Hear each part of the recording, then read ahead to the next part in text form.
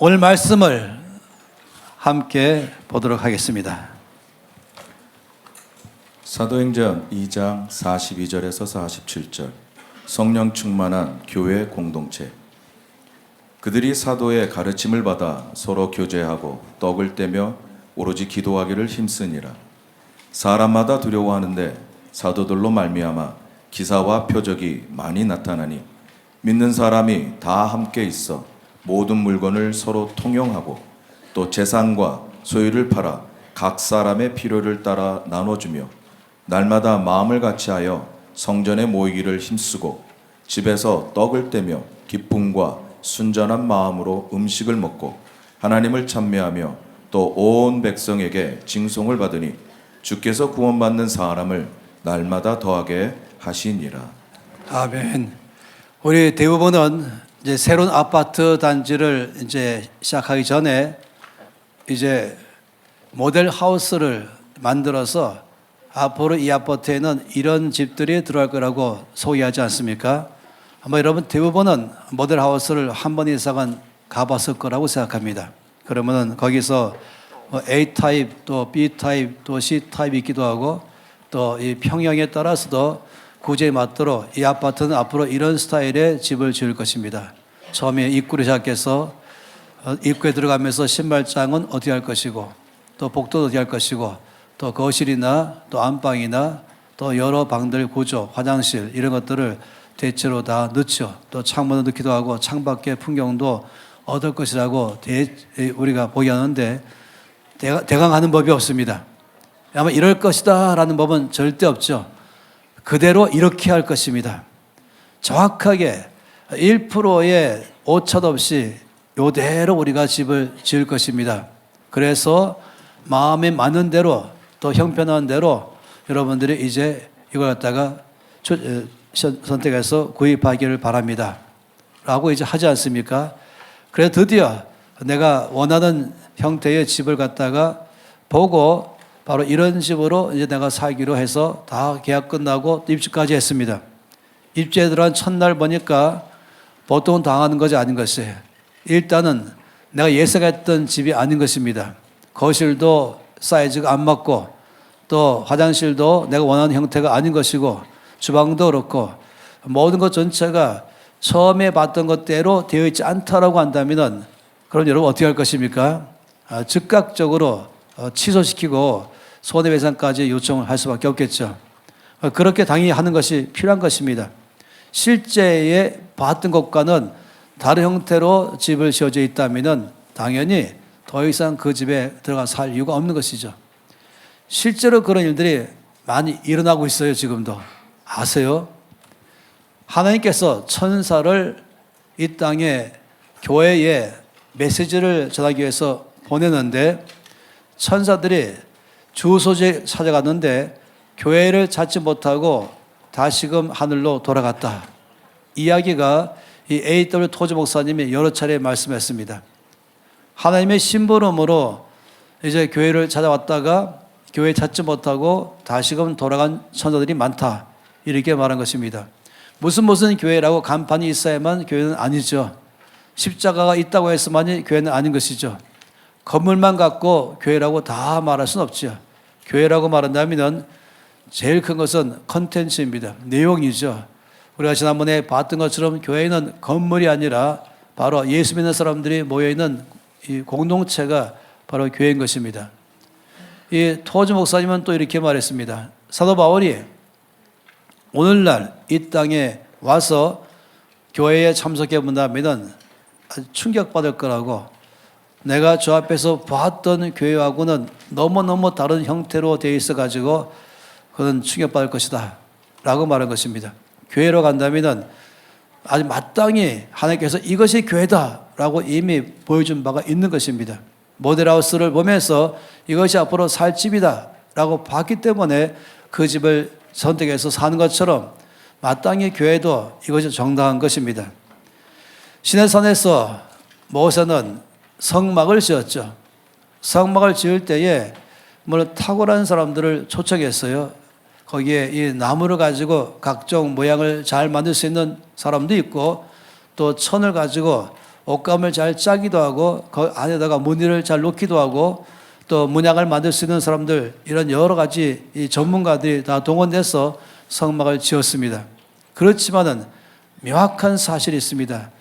그들이 아무리 탁월한 전문가라 할지라도 옷감의 전문가이든 예술의 전문가이든 건축의 전문가이든 설계나 디자인 전문가이든 아무 상관없이 그들 몽땅 다하는 하나님이 말씀하신 대로만 지어야만 됐던 것입니다.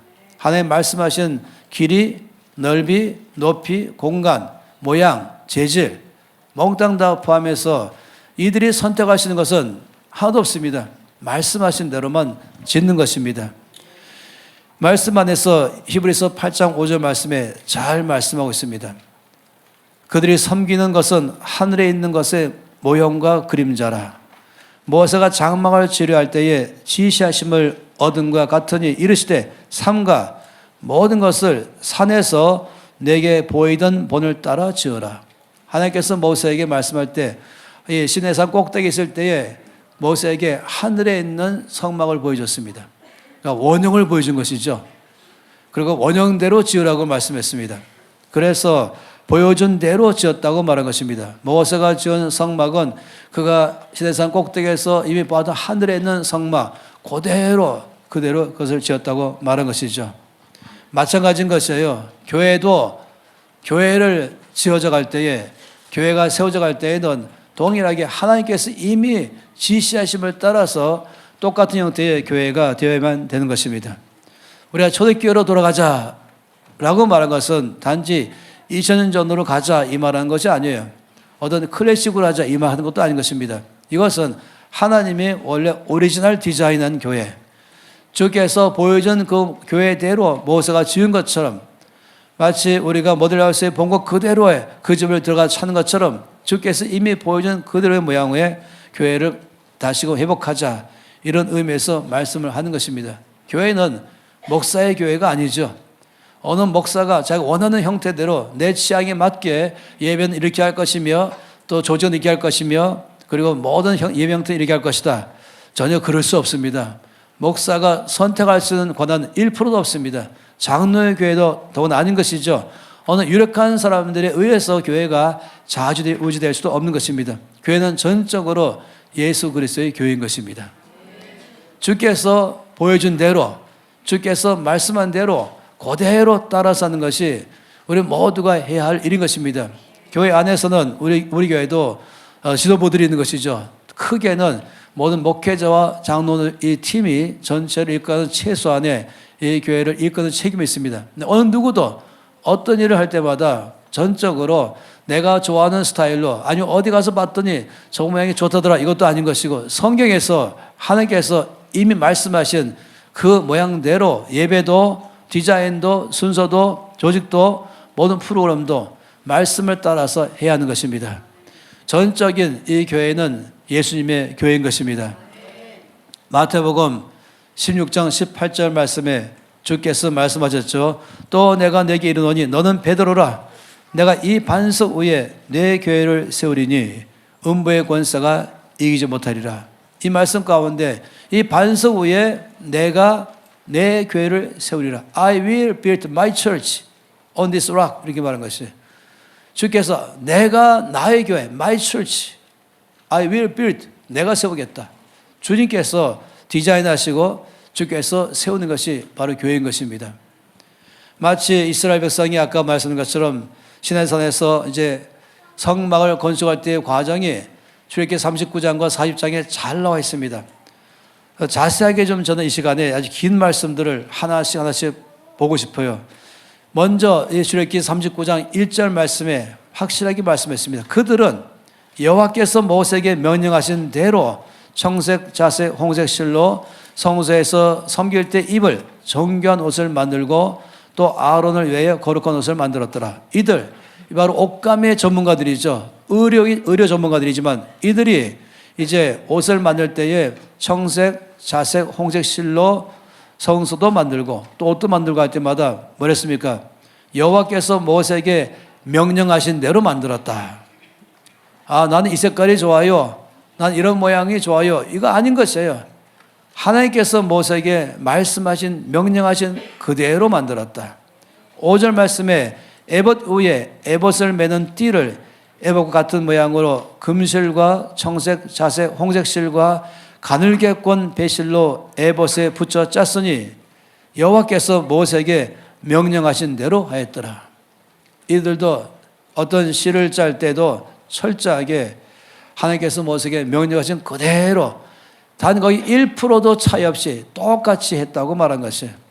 또 7절 말씀에도 에봇 어깨바지에 달아 이스라엘의 아들들을 기념하는 보석을 삼았으니 여호와께서 모세에게 명령하신 대로 하였더라. 21절 말씀에도 정색건으로 흉패고리와 에봇고리에 깨어 흉패를 정교하게 짠 에봇 띠 위에 붙여서 에봇에서 벗어지지 않게 했으니 여호와께서 모세에게 명령하신 대로 하였더라. 26절 말씀에는 방울과 석류를 서로 간격을 두고 번갈아 그 옷 가장자리로 돌아가며 달았으니 여호와께서 모세에게 명령하신 대로 하였더라. 31절 말씀에도 그 패를 청색건으로 관 전면에 달았으니 여호와께서 모세에게 명령하신 대로 하였더라. 32절 말씀에도 이스라엘 자손이 이와 같이 성막 곧 회막의 모든 역사를 마치되 여호와께서 모세에게 명령하신 대로 다 행하고 모든 성막에 안팎에 있는 것 다 포함해서 제사장의 복장까지 포함해서 다 끝난 다음에 말할 때도 하나님께서 모세에게 명령하신 대로 다 행했다. 그래서 이제 말씀 속에서 42절부터 43절까지 말씀 보면은 여호와께서 모세에게 명령하신 대로 이스라엘 자손이 모든 역사를 마침에 모세가 그 마친 모든 것을 본즉 여호와께서 명령하신 대로 되었으므로 모세가 그들을 축복했다라고 말했습니다. 마치 감리했던 것이죠. 감리는 원래 설계 그대로 건축했는가 아닌가를 살피는 게 감리 아니겠습니까? 하나님께서 모세에게 명령하신 대로 모세가 다 말해줬고 그들이 다 지은 다음에 마지막에 모세는 다 살피면서 보니까 하나님이 자기에게 명령하신 그대로 다 되었기 때문에 수고한 사람들을 축복했다라고 말하는 것입니다. 이와 같이 39장 말씀 가운데는 10번이나 걸쳐가지고 말씀하신 대로 이렇게 또 이렇게 지었다라고 말하고 있습니다. 또 40장 말씀에도 동일하게 다른 식으로 표현했습니다. 저렇게 40장 16절 말씀은 보니까 모세가 그같이 행하되 곧 여호와께서 자기에게 명령하신 대로 다 행하였더라. 하나님께서 자기에게 명령하신 대로 모세가 다 행하였다.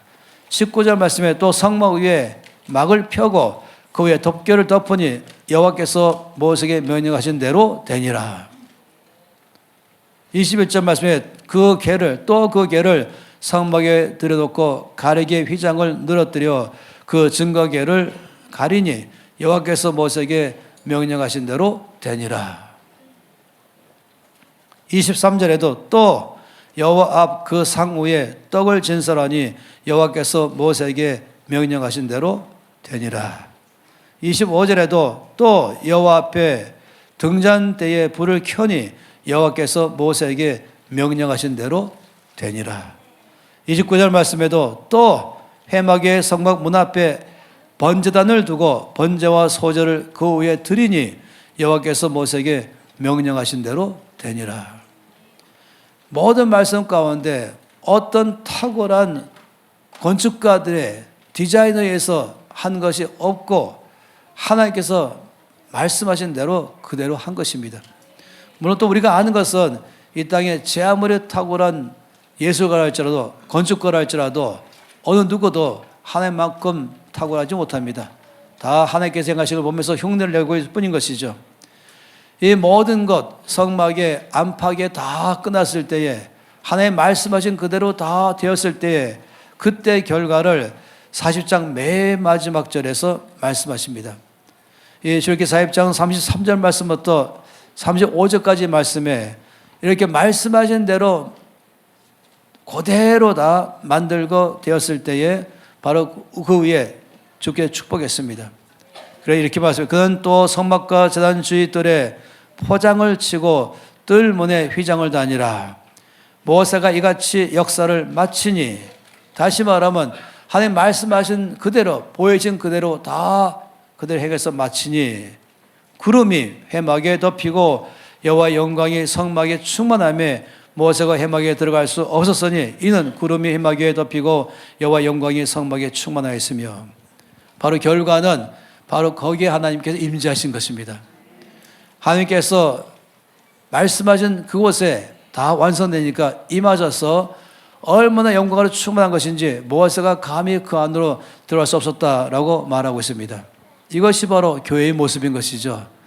우리는 지금 이 사도행전 2장 말씀을 보면서 아는 것은 이 성령 받은 교회, 오순절 이후에 이 소유 충만한 교회는 어떤 교회인가에 대해서 정확하게 잘 말씀을 하고 있습니다. 이 안에서 8가지 영역에서 지금 소유 충만한 교회란 이런 교회다라고 말씀을 하고 있습니다. 그리고 우리도 앞으로 계속적으로 이런 교회가 되어가는 것입니다. 어떤 다른 누구의 아이디어가 아니라 말씀에서 말씀하신 이런 교회, 우리는 이런 교회로 살겠습니다. 이런 교회로 되어가겠습니다. 끝없이 여기만 있는 것이 우리 교회 목표인 것이죠. 2장 42절 말씀에, 사도행전 2장 42절 말씀에 다 함께 읽겠습니다. 그들이 사도의 가르침을 받아 서로 교제하고 떡을 떼며 오로지 기도하기를 힘쓰니라. 이 말씀 안에 하나님께서 디자인하신 교회 모습이 잘 보입니다. 첫 번째는 교회는 말씀 공동체다 라고 말하고 있습니다. 사도의 가르침을 받는 것, 늘 그 안에서 말씀 증거하는 사람들이 있어가지고 교회 가장 중심은 늘 주의 말씀이 중심인 것입니다.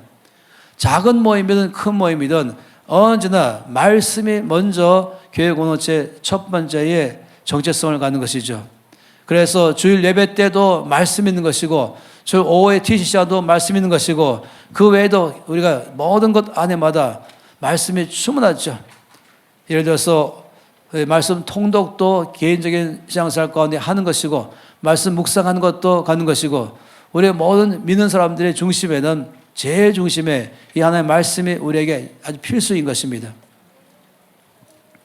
사람이 떡으로만 사는 것이 아니요 여호와 입에서 나오는 모든 말씀으로 산다고 말한 것처럼 우리가 음식을 먹으며 사는 것이 필수인 것처럼 하나님의 말씀은 우리의 모든 삶의 필수품인 것입니다. 이건 선택사항이 아닌 것이 음식을 먹어야 사람이 유지하고 건강하고 맡긴 일을 할 수 있는 것처럼 동일하게 말씀을 먹어야 믿는 자의 삶을 살아갈 수가 있는 것입니다. 그래서 우리 교회가 갖고 있는 가장 좋은 큰 장점은 이 NCM이라는 울타리가 있어가지고 그 안에는 수많은 말씀 중심의 프로그램들이 우리에게 영적으로 성장하게 하고 또 무장시키는 일을 하고 있는 것입니다. 그래서 새 스쿨 내 세미나는 이 교회 안에서 몇 년 안에 몽땅 다 수료하는 것으로 되고 더 나가서 또한 간사를 하면서 여기서 나의 것 맞는 작업들을 해나가는 것이 우리 교회에 주신 받은 굉장한 특권인 것입니다. 이것만큼 좋은 장점이 어디겠습니까? 그래서 첫 번째에 하나님께서 디자인하신 교회의 첫 번째는 말씀 공동체가 첫 번째로 중심이 되어 있습니다. 동시에 말씀하니까 서로 교제하며 떡을 뗀다고 말한 것 통해서 교제 공동체인 것입니다. 서로 교제하며 떡을 뗀다. 이 떡을 뗀다는 말 속에는 이 두 가지가 다 포함되어 있습니다. 음식도 먹으면서 또 동시에 성만찬합니다. 여러분 이 성만찬 아시겠지만은 주께서 이 최후의 만찬 마지막 십자가에 돌아가시기 전에 저들과 따로 계실 때에 음식이 되었죠. 식사를 차렸어요. 그 식사를 하시다가 도중에 그 식사 앞에 있는 이제 포도주와 떡을 가지고 성만찬 하신 것입니다. 특별히 성만찬을 따라한 것이 아니라 식사하는 도중에 성만찬을 행하시죠. 우리는 우리 교회 안에서 성만찬은 매일 하지는 않습니다. 초대교회 때는 모일 때마다 했습니다. 그리고 상당히 오랜 기간 동안에 성만찬은 항상 예배의 중심으로 되어 있었었죠. 그건 상당히 우리 가운데 중요합니다. 왜냐하면 예수님의 죽으심과 부활하심에 대해서 예수님이 나에게 어떤 분인가에 대해서 예수의 피의 능력을 우리가 늘 묵상하면서 믿을 때마다 더 우리는 치유도 일어나고 영적으로 성장해지고 교회는 더 풍성해지는 것이 이 성만찬의 핵심인 것입니다. 그렇지만은 이것이 너무 시간을 많이 잡기 때문에 많은 경우에 성만찬을 점점 줄이고 있는 것이죠. 그러다 보니 나중에는 이것이 의식처럼 되어 있습니다. 순서 중에 하나 말입니다. 아니죠. 이것은 하나의 은혜를 경험하는 굉장한 시간인 것입니다. 누가 말한 것처럼 성만찬은 예수 그리스도의 생명의 신비에 동참하는 시간 되는 것이고, 그 시간에 선생님께서 성만찬에 참여하는 각 사람 가운데 예수님의 생명을 경험하게 하고 예수의 피의 능력을 경험하게 해서 몸도 치유되고, 그리고 성령 충만의 일이 더 많이 일어나는 것입니다. 우리 교회는 매번 TC를 한 과정을 끝날 때마다 꼭 그 다음에는 이제 성령 축제 시간 가지면서 그 전에 성만찬을 이제 갖기 시작했죠. 그래서 적어도 1년에 4번 우리는 이 TC가 끝날 때마다 축제와 함께 그래서 성만찬을 하고 있습니다. 그렇지만 또 한 가지가 식사하는 것이에요. 흔히 누가 말한 것처럼 식탁 공동체라고 말하잖아요. 여러 번 말씀드리지만은 우리가 식당에 밥 먹으러 가는 시간이라고 하지 않으면 좋겠어요. 그럼 이 주변에 많은 식당들이 있지 않겠습니까? 그런데 그것보다는 교제하는 것이에요.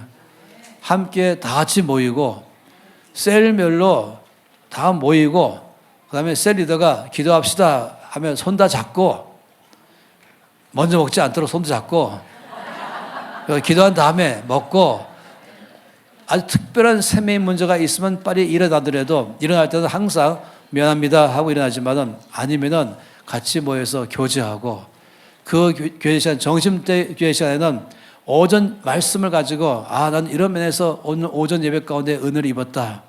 그래 짤막하게라도 좀 나누고 이런 시간들을 가지면서 식사를 하는 것입니다. 이것이 우리 안에서 은혜가 많이 되는 것입니다. 그래서 두 번째에 가지고 있는 교회의 특징은 바로 이 교제 공동체인 것입니다.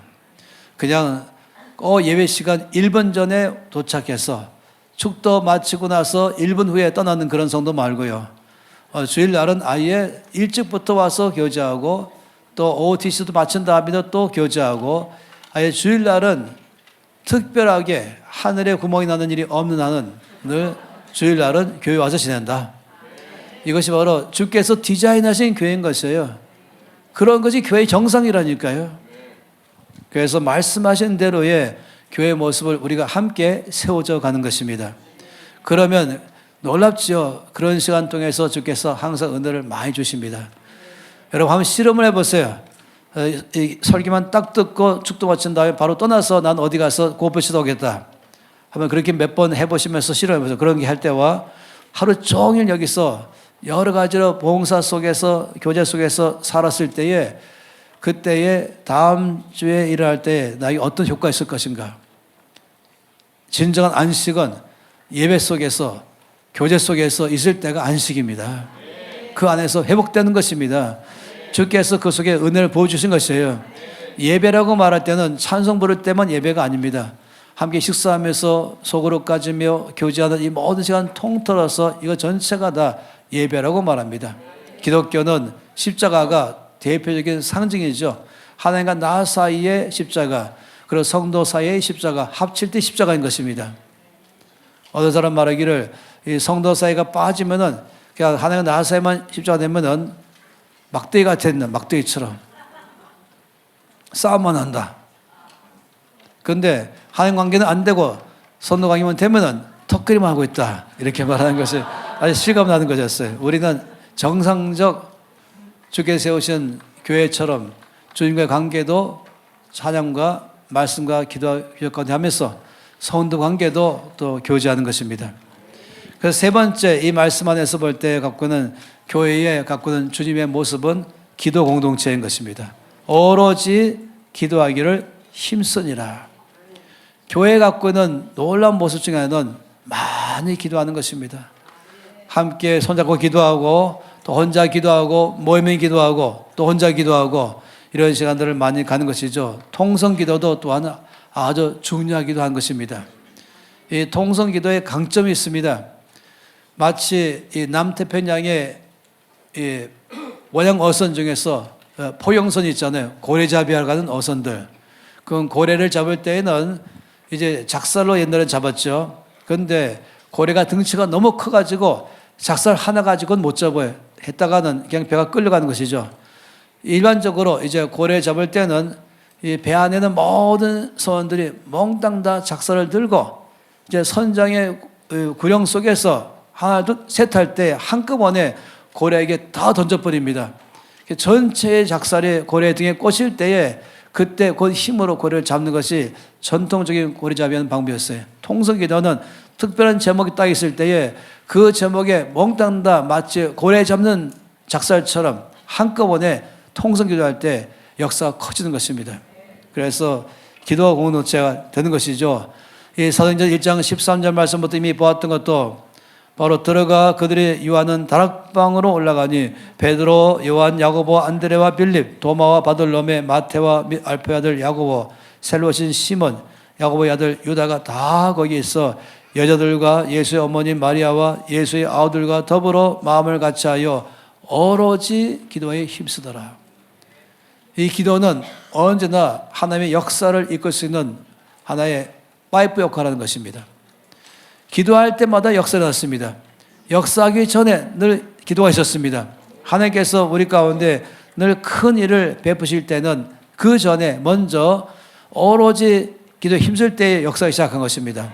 이미 보았던 것처럼 오순절의 역사도 이와 같이 오로지 기도에 힘쓸 때에 그때 이망이 시작했던 것이었어요. 1727년 7월 달에도 독일의 헤른후트에 있는 모라비안 공동체의 160명의 이 공동체의 성도들이 전심으로 모여서 여러 날 동안에 주 앞에 기도할 때 주께서 어느 날 갑자기 큰 은혜를 오순절처럼 임하였습니다. 그때부터 받은 은혜로 이 공동체, 모라비안 공동체는 100년 동안이나 24시간 기도를 이어갔습니다. 그러니까 24시간 동안에 사람들이 1시간 아니면 2시간씩 서로 이어가면서 릴레이 하면서 이거를 한 달도 아니고 1년도 아니고 이것을 갖다가 이들이 100년 동안이나 이 모라비안 공동체는 이 기도 체인을 이어갔습니다. 그러면서 전 세계 가운데 이들을 통해서 어마어마하게 역사를 많이 베풀었죠. 요한 웨슬레도 여기에서 크게 은혜 받으면서 헌신했던 것도 다 아는 사실인 것입니다. 기도는 언제나 하나님의 능력이 임하게 하는 출발입니다. 기도는 언제나 하나님의 하늘문을 열기 시작하면서 내 안에 우리 안에 은혜를 쏟아붓게 하는 열쇠가 되는 것입니다.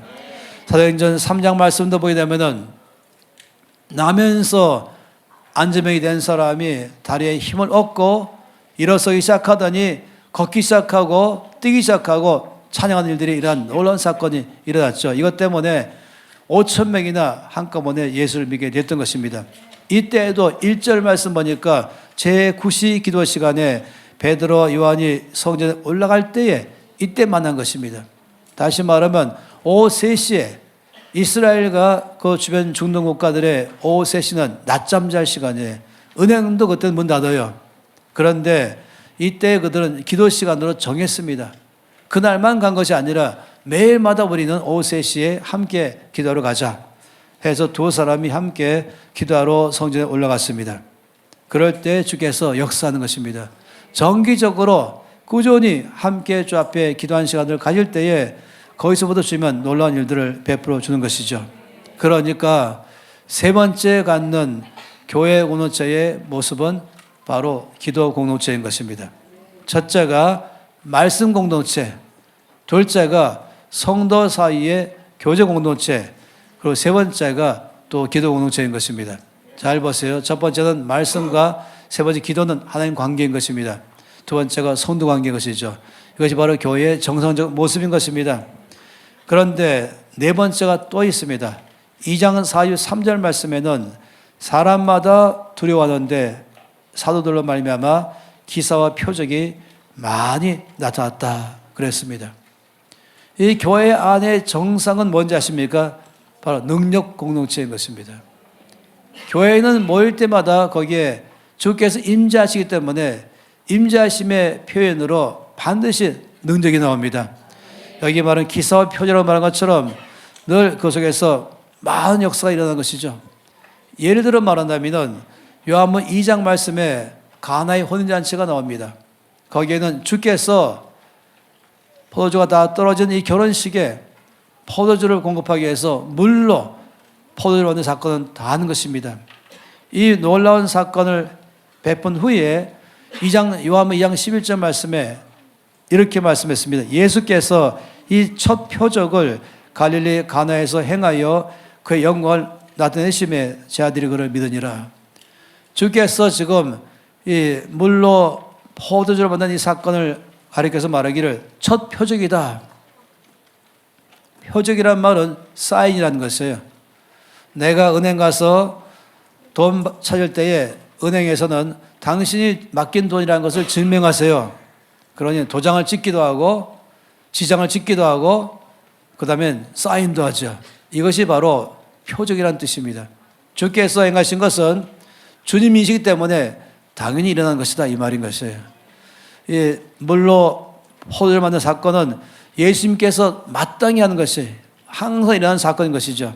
이 말씀은 다르게 말한다면 마치 우리 인생의 모든 상황 가운데 맹물 같은 내 삶에 포도주 같은 것으로 바뀌는 삶을 주께서 행하신 것을 말한 것이죠. 색깔의 변화가 일어납니다. 또 맛의 변화가 일어납니다. 또 향기가 바뀌는 것입니다.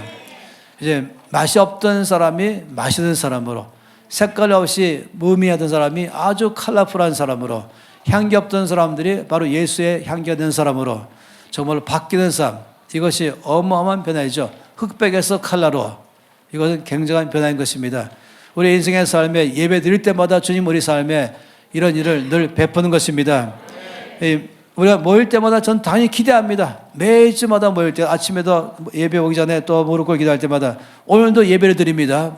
주의 보좌 앞에 나가 예배 드립니다. 임재하셔서 우리 안에 표적을 주께서 베푸실 것을 믿습니다. 어떤 사람은 병 낫게 하시고, 어떤 사람은 마음을 자유케 하시고, 어떤 사람은 마음에 무거웠던 부담감을 덜어가기 시작하시고, 무거운 짐을 벗기 시작하시고. 여러분, 특별한 사람이 안수할 때만 일하는 것이 아닌 것이에요. 예배를 전심으로 드릴 때 주께서 역사하는 것입니다. 당연한 것이에요. 우리는 종교가 아닙니다. 우리는 살아서 우리 가운데에서 일하시는 주님께 예배드리는 교회 공동체인 것입니다. 주께서 우리 가운데 계신 것이에요. 그러니 주님의 계심으로 이 놀라운 물이 포도를 바뀌는 표적을 행하신 것처럼 주님은 항상 우리 안에 역사하십니다. 다른 데보다도 훨씬 많이 이와 같은 교회 공동체 안에는 주께서 병 낫게 하시고 자유케 하시고 새롭게 하시고 은혜 주시고 새 힘 주시면서 늘 돌파하는 일들을 항상 베푸는 것이에요. 그러니까 이 말씀 안에 본다면 바울은 끊임없이 말했죠.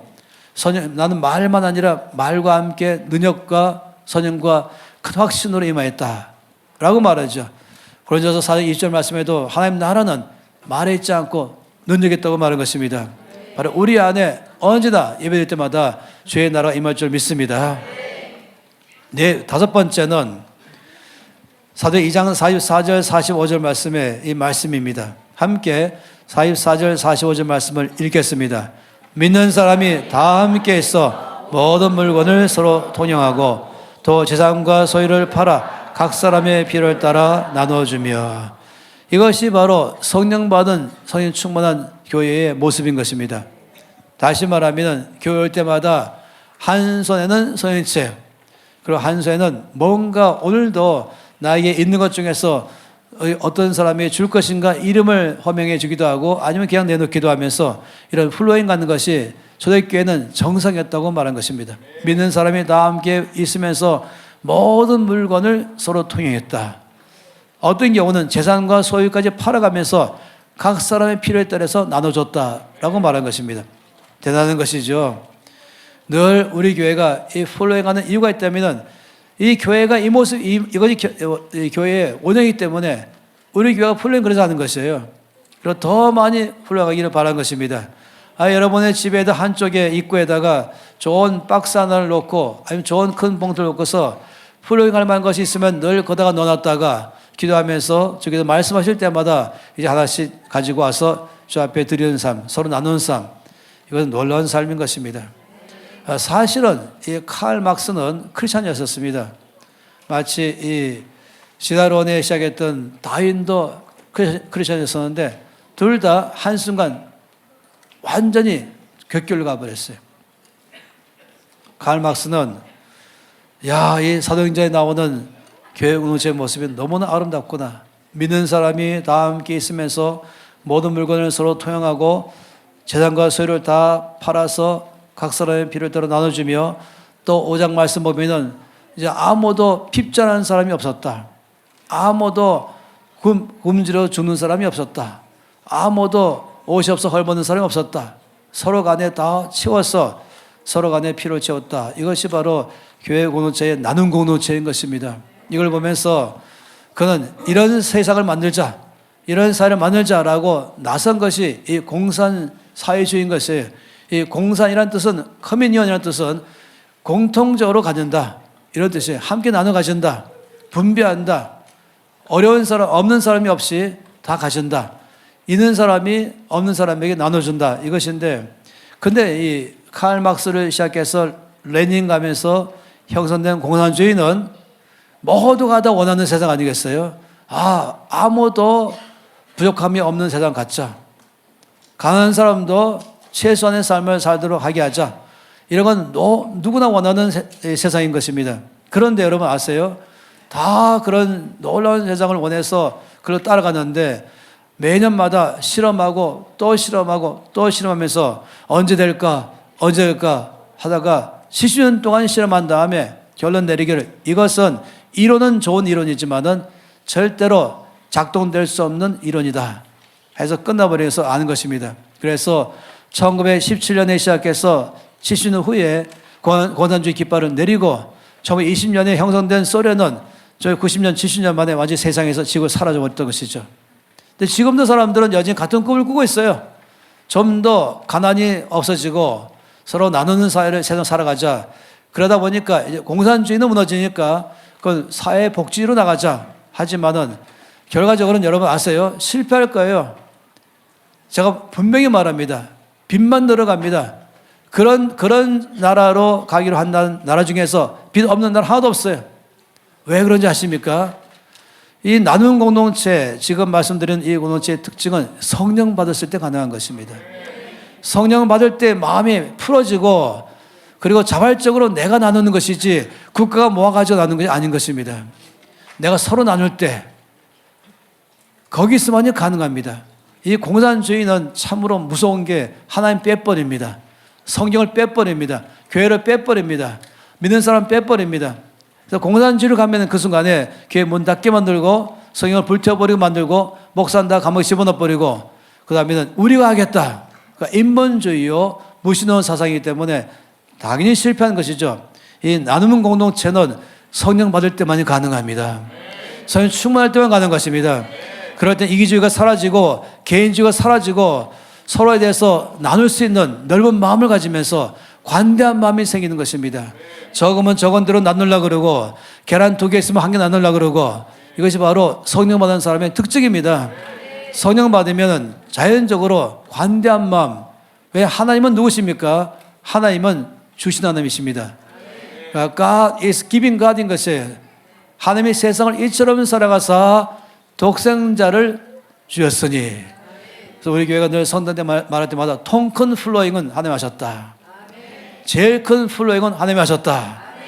그래서 바로 우리도 그 백성답게 살아가자 하는 것인데 이거를 신뢰할 수 있는 최고의 길은 성령 받을 때부터 가능합니다. 이 플로잉은 내가 자발적으로 하는 것이고 많으면 많은 대로 적으면 적은 대로 서로 나누면서 아무도 어려움이 없도록 하는 것이 플로잉인 것입니다. 5K 사역은 5km 안에 교회 반경 5km 안에 있는 가난한 사람 돕는 것이 성경 말씀대로 하는 것 아니겠어요? 근데 5K 사역의 출발점은 교회 안에 먼저 성도부터 돌보는 게 5K 사역의 출발입니다. 5km 반경 내에 있는 먼저 교회 안에 교회 목회자나 교회 성도 중에서 먼저 우리 교회를 돌아보고 5km 반경 내에는 믿는 사람들 돌아보고 세 번째가 5km 반경 내에 아니는 모든 사람들을 돌보고 이것이 성경에서 순서를 말하고 있습니다. 그래서 교회가 이 나라에 갖고 있는 6만 개의 교회가 이 중에 20%만이라도 12,000개의 교회만이라도 만일에 이렇게 성령 충만함으로 오케이 사역을 시작하면은 이 사회는 급격하게 바뀔 것입니다. 우리는 지금 이걸 하고 있는 것이죠. 우리는 이 나눔 공동체이기 때문에 늘 나눕니다. 말씀도 서로 나누고 은혜도 서로 나누고 아픈 사람에 대해서 서로 기도하는 것도 나누는 것이죠. 또 그러면서 먹을 거 있으면 나누고 옷도 있으면 나누고 또 재물도 나누고 하면서 우리 교회는 앞으로 더 많이 플로잉을 하게 될 것입니다. 성령 충만할수록 특징은 바로 자발적으로 나눔 공동체가 일어나는 것입니다. 바로 이렇게 된다면 정말 교회를 통해서만이 이 땅에 소망이 있습니다. 통일됐을 때도 정부가 통일을 끌어가지 못합니다. 통일된 다음에도 나눔 공동체를 할 수 있는 교회들에 의해서 통일은 일어날 것입니다. 교회가 준비했다가 교회 나눌 때부터 이 땅에 진정한 통일이 일어나는 것이죠. 그러면 더 풍성해서 이제는 주변에 있는 나라들, 옆에 있는 강한 나라들을 다 돌보기 시작하는 일 하기를 바라는 것이에요. 바로 믿는 사람들이 그런 나라가 온 땅에 피로를 채우는 일이 되는 것이죠. 주님은 성경에서 가난한 사람을 돌봐주기를 1500번이나 말씀했습니다. 또 약속하시기를 그러면 이것은 마치 좋은 땅에 심었을 때 100배 열매를 맺는 것처럼 이것을 서로 플로잉할 때는 손해가 아니라 오히려 거기서 더 크게 이건 플로잉한다 이 말은 내 것을 나누지만은 또 다른 면으로는 하늘은행에 입금한다 또는 좋은 땅에 심은다 심었으니 거둔다 입금했으니 출금이 된다 이 비밀을 여러분 알기를 바랍니다. 우리 교회는 이미 비밀을 아는 사람들이죠. 이 땅에 우리가 재정학교를 펼치고 이 세미나를 나라와 열방의 전체를 펼치고 또 오늘부터도 이제 이 아프리카의 한 팀이 가서 있는 것도 다 포함해서 끝없이 재정 캠프를 여는 것은 이 놀라운 법칙을 온 땅에서 알고 믿는 사람들이 먼저 알아가지고 전 세계 안에 하나님의 은혜가 임하기를 바란 것입니다. 그래서 다섯 번째가 바로 교회는 나누는 공동체인 것입니다. 여섯 번째 교회는 예배 공동체입니다. 46절과 47절 말씀에 마지막 두 절 안에 또 말씀하고 있죠. 함께 46절과 47절 말씀도 읽겠습니다. 날마다 마음을 같이하여 성전에 모이기를 힘쓰고 집에서 떡을 떼며 기쁨과 순전한 마음으로 음식을 먹고 하나님을 찬미하며 또 온 백성에게 칭송을 받으니 주께서 구원받는 사람을 날마다 더하게 하시니라. 날마다 마음을 같이하여 성전에 모이기를 힘쓰고 모이는 게 자연적이지 못해요. 힘써야 됩니다. 거기 뭐가 대가를 지불하고 만날 사람 할 사람 중에서 꼭 필요한 거 아니라면 그것을 줄이고 가장 의미 있는 것은 교회로 모이고 성도가 모여서 모일 때마다 거기는 예배가 있고 기도가 있고 말씀이 있고 나눔이 있는 있다면 여기야말로 가장 좋은 이 땅에 하나님 나라 임하게 하는 것입니다. 그러니 모일 때마다 뭐합니까? 주 앞에 찬양하는 것이죠. 찬양 공동체 바로 예배 공동체인 것입니다. 모일 때마다 말씀 듣고 모일 때마다 주 앞에 기도하고 모일 때마다 주님을 찬양하는 것입니다. 여러분 이 예배와 찬양 말씀 듣기 전에 하는 준비 시간이 아니에요. 찬양은 말씀 듣기 전에 마음을 여는 시간이 아니에요. 찬양은 우리 가운데 계신 그 주 앞에 예배하는 것입니다. 찬양은 전심으로 찬양합니다. 일어서서 손뼉 치고 손 들고 소리치면서 외치면서 온 마음과 온 힘으로 또 온 몸으로 하나님을 찬양하는 것이죠. 내가 좋아하는 예배 스타일은 없습니다. 나는 조용을 좋아해. 나는 시끄러운 걸 좋아해. 이것이 아닌 것이에요. 그렇다면 마치 여러분들은 아까도 말씀했던 것처럼 마치 교회를 내가 마음대로 원하는 식으로 그런 교회가 아닌 것이죠. 하나님께서 주신 그대로가 교회인 것입니다. 그래서 우리 교회만 은한한 교회가 아닌 것이에요. 우리 교회가 좀 정상적인 것이에요.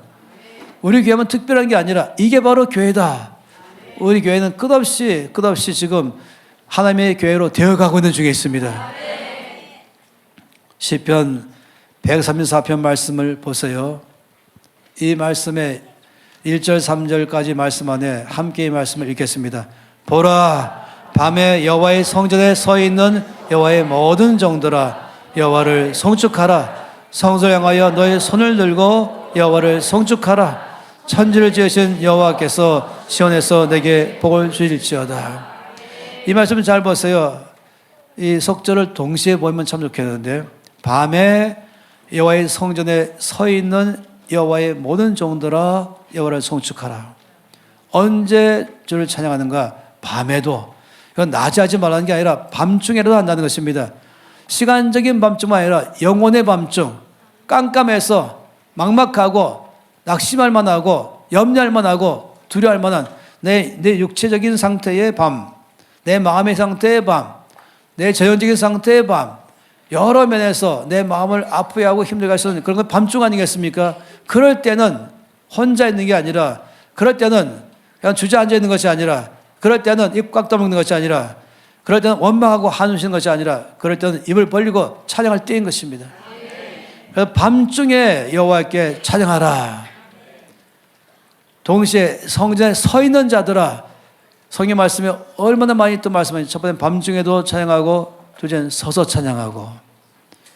그래서 여호와를 송축하라. 그 다음에 또 뭐랬습니까? 성소를 향하여 너희 손을 들고 찬양하라. 그래서 손 들고 일어서서, 그리고 밤중에라도 저를 찬양하는 사람, 이거를 3절에 뭐라고 말했습니까? 이렇게 송축하라 son축하라 할 때에 천지를 지으신 여호와께서 시온에서 내게 복을 주실지어다. 예배자에게 주께서 복 주십니다. 이렇게 주 앞에 전심으로 밤중이라 할지라도 그냥 주 앞에 주님 찬양합니다. 저 은혜로우십니다. 주님 사랑이십니다. 저는 선하십니다. 고백할 때 주께서 아멘 하시면서 나의 은혜를 너에게 보여줄 것이다 하면서, 병든 사람도 그 밤중이라 할지라도 주 앞에 손 들고 입을 열고 전심으로 찬양할 때 주께서 복을 주는 것입니다. 여러분, 저는 저 일정이 아주 복잡한 일정이에요. 저도 밤 하루 종일 좀 쉬고 싶다, 아침에 늦게 좀 잠자고 싶다, 밤에 10시쯤 자고 싶다, 이럴 때 한두 번이 아니에요. 잠이 너무 모자르기도 하죠. 너무 아주 일이 많을 때는 힘이 쭉 빠질 때 있어요. 입을 열 수도 없을 때, 그럴 때 제가 결정합니다. 주님, 제가 결정하여 찬양합니다. 제가 아주 피곤할 때 누가 저보고 이게 뭐예요 물어본다면, 귀찮아 이렇게 하겠습니까? 힘이 없어도 컵입니다. 컵같이 되기를 원합니다가 아니라 컵입니다. 이렇게 말하는 것처럼 하나님은 전능하십니다. 이건 컵입니다 하는 것보다 더 확실한 사실이, 하나님은 전능하십니다. 하나님은 은혜로우십니다. 이 컵입니다 말하는 것보다 더 확실한 사실이 하나님은 은혜로우신 것입니다.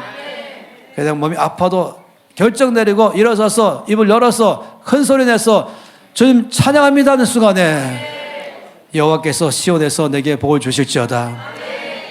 여러분, 제가 매번마다 그때마다 갑자기 새 힘이 생기면서 치유돼 버리면서 언제 그랬던 것처럼 완전 상쾌해져 버리는 것입니다. 시편 47편 1절 2절 말씀에도 뭐라고 말씀입니까? 함께 읽겠습니다. 너희 만민들아, 손바닥을 치고 즐거운 소리로 하나님께 외칠지어다. 지존하신 여호와는 두려우시고 온 땅에 큰 왕이 되심이로다. 어떻게 합니까? 너희 만민들아, 모든 백성들아, 손바닥을 치면서, 그래서 손바닥 치는 것이에요. 즐거운 소리로 외쳐라. 할렐루야 외치기도 하고, 찬양합니다 외치기도 하고, 주께서는 그럴 때마다 우리 안에서 복을 주실 것입니다. 그러면서 시편 20편 3절 말씀을 잘 기억하세요. 이 말씀 반드시 기억해야 되는 것입니다. 함께 이 3절 말씀 읽겠습니다. 이스라엘의 찬송 중에 계신 주여, 저는 거룩하시니이다. 하나님 어디 계신다고요? 찬송 중에 계신다 했어요. 이 계신다는 단어가 사실 적합하지 못한 번역에, 이것은 우리 찬송 부를 때 우리 안에 임하기 시작하시면서, 임재하기 시작하시면은 저한테 다스리기 시작하시면서, 주님과 임재하시면 이거 전체가 빛으로 바뀌고, 절망의 소망을 바뀌어버리고, 모든 슬픔의 기쁨을 바뀌어버리고, 우리 가운데 매인자가 있다면 임하기 시작하는 순간부터 풀어지기 시작하는 것이고, 병든 자가 있다면 주께서 치유하기 시작하는 것이고, 돌파를 하게 하시고, 이게 임재의 특징인 것이에요. 그러니 전심으로 일어서서 손 들고 손뼉 치면서 외치면서 춤을 추면서 주 앞에 결정 내리면서 찬양할 때에 임재하십니다. 그리고 만나주십니다. 그리고 우리 가운데 복을 쏟아 부어주시는 것입니다. 할렐루야. 여러분, 기도 소리가 크고 찬송 소리가 높은 교회, 말씀 풍성한 교회는, 그러한 교회는 사랑과 은혜가 넘칩니다. 불평과 불만도 사라집니다. 미움도 사라지고 거기에 사랑으로 채워집니다. 비판하고 비방하고 판단하는 소리가 다 사라집니다. 혹시 여러분 보였어요? 이 강이 쭉 흐르다가 너무너무 기근 들어가지고 이제 이 강물이 흐르지 않을 때는 어디 발생합니까? 그럼 강바닥이 드러나는 것이에요. 돌들이 막 나오는 것이죠. 그런데 비가 와서 물이 많이 흐르면은 그 물이 모든 돌들을 다 덮어버리고 위에는 그냥 물만 보이는 것입니다. 찬송과 기도가 높으면은 마치 강물이 다 돌들을 덮는 것처럼 모든 약점, 단점, 허물, 부정적인 것 다 덮어버립니다. 기도 소리가 커지면, 찬송이 커지면 그 위에 약점과 허물이 다 덮어지는 것입니다. 오직 은혜만 넘칠 것입니다. 그래서 주 앞에서 찬양과 기도가 넘칠수록 우리 안에는 모든 연약한 점들은 다 덮여버릴 것이고 마치 허다한 사랑이 허물을 덮느니라. 사랑의 강물이 흘러갈 때에, 기도의 강물이 흘러갈 때에, 찬송 강물이 흘러갈 때에 성도 사이는 오직 사랑만 넘칠 것을 믿습니다. 강물이 적으면 강바닥에 돌들이 드러나지만 강물이 넘치면 돌들은 다 잠겨버린 것처럼 기도와 찬송이 넘치면 모든 교회의 문제는 사라져버릴 것입니다. 맨 마지막으로 말씀하는 게 뭡니까? 날마다 믿는 자가 더하더라. 날마다 더하더라. 모일 때마다 계속 늘어나는 것이에요. 이것이 정상이죠. 교회를 말씀할 때에 주께서 말씀하기를 이 교회를 마치 이렇게 말해요. 누룩처럼 말씀하십니다. 누룩.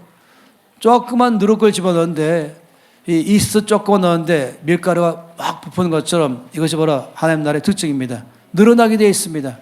그래서 믿는 자가 날마다 더해갑니다. 이게 정상입니다. 그냥 맨 마지막으로 말씀하는 게 있습니다. 이 47절 말씀하니까 온 백성에게 칭송을 받는다. 이렇게 우리가 말씀과 기도와 찬송과 교제와 나눔으로 풍성하기 시작하면은 이런 교회가 되면은 우리 안에서 은혜가 넘치니까 우리 바깥에서 교회를 바라보면서 너무나 아름답다. 너무 보기 좋다. 라고 말합니다. 로마서 14장 18절 말씀에 이로써 그리스도를 섬기는 자는 하나님을 기쁘시게 하며 사람에게도 칭찬을 받느니라. 마태복음 5장 말씀에는 너희는 세상의 소금이라 너는 세상의 빛이라 하면서 너희 빛이 사람 앞에 비치게 하여 그들로 너희 착한 행실을 보면서 하늘에 계신 너희 아버지께 영광을 돌리도록 하게 하라. 우리 모든 교회가 성령 충만하면은 이걸 통해서 우리 주변에 주의 빛이 비치게 하는 것입니다. 여러분, 이 안디옥 교회가 최초로 크리스찬이란 말을 듣게 됐어요. 그리스도인이란 말이 바로 거의 들었어요. 그리스도인이란 말은 예수께 속한 사람이란 뜻이죠. 예수 믿는 사람 이런 뜻이죠. 우리나라 순말로 말한다면 그리스도인이라는 뜻이 무엇입니까? 예수쟁이라고 말하는 것이에요. 가장 보면 예수 믿는 사람이구나. 예수쟁이란 말은 뭐겠습니까? 정직하고 밝고 웃음 있고 그리고 늘 사랑하고 그리고 성실하고 믿을만하고 예수쟁이가 지금 만든 물건이래. 자, 회사인데 제품 만들는데 가게 운영하는데 식당 운영하는데 그러면 무조건 다 그럼 올라갔죠. 거기에 음식은 정직하고 물건도 정직하고 탁월하다. 이게 정상인 것입니다. 사도행전 11장 26절 말씀에 뭐라고 했습니까? 만남의 안디옥에 데리고 와서 그러니까 이 바나바가 사울을 만나서 안디옥에 데리고 와서 둘이 교회에 1년간 모여서 큰 무리를 가르쳤고 제 아들이 안디옥에서 비로소 그리스도인이라 일컬음을 받게 되었다. 사람들이 아는 것이죠.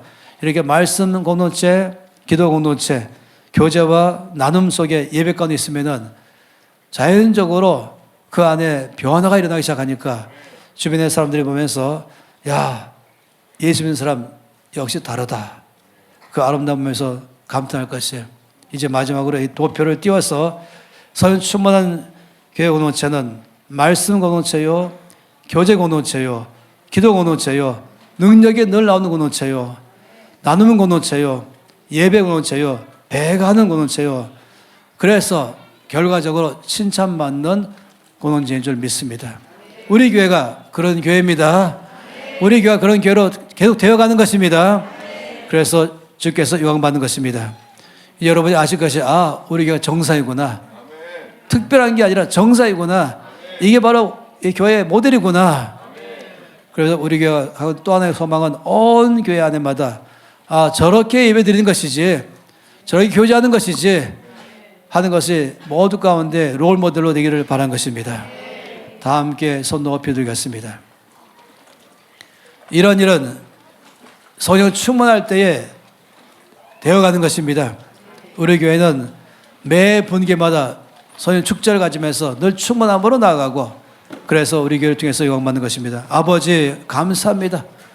바로 성령 충만한 교회 이 안에 있게 하시니 감사합니다. 나부터 늘 말씀과 교제와 기도와 그리고 나눔 속에서 예배 가운데 늘 살아가겠습니다. 아버지 늘 우리 모일 때마다 찬양받아 주시옵소서.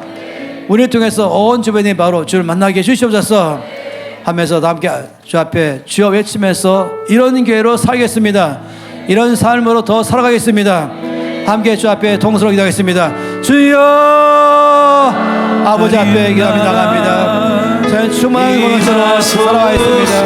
아버지, 바로 어디든지 우리가 모일 때마다 말씀 속에 나가며 기도하며 나가며 서로 교제하며 나누며 예배 가운데서 오늘 살아가겠습니다. 아버지, 주 앞에 전심으로 예배드립니다. 말씀 앞에 나가며 찬양하며 나가며 섬기면서 나누는 삶으로 살아갑니다. 주의 영광 받아주시면서 우리 온 교회를 통해서 아버지의 영광 받아주시면서 역사하여 주시옵소서.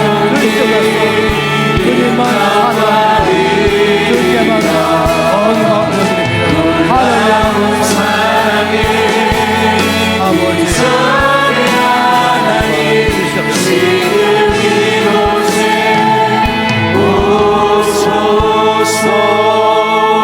아버지 아버지, 모세가 시내산 꼭대기에서 보았던 그 성막 그대로 지었던 것처럼 말씀 안에 있는 이 교회 공동체 그대로 우리는 되어 가겠습니다. 말씀 공동체, 교제 공동체, 기도와 나눔과 예배가 넘치는 공동체, 그때마다 제 임재하심을 경험하는 공동체, 우리는 그렇게 살아내겠습니다. 아버지, 우리를 통해서 영광 받아 주시옵소서. 우리를 통해서 모든 주변이 주를 만나게 하여 주시옵소서. 주 예수 이름으로 기도합니다. 아멘.